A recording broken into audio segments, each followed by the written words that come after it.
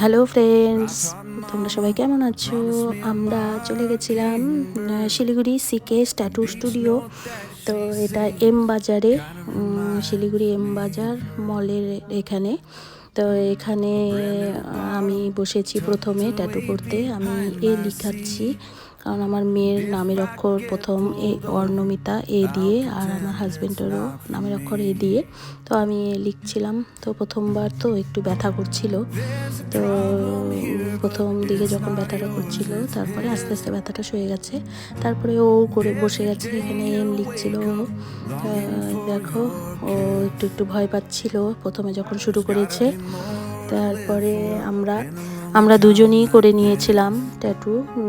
ওই যে এর এম লিখবে তার জন্য, আর ওরটাই বেশি ভালো লাগছিল এটার থেকে।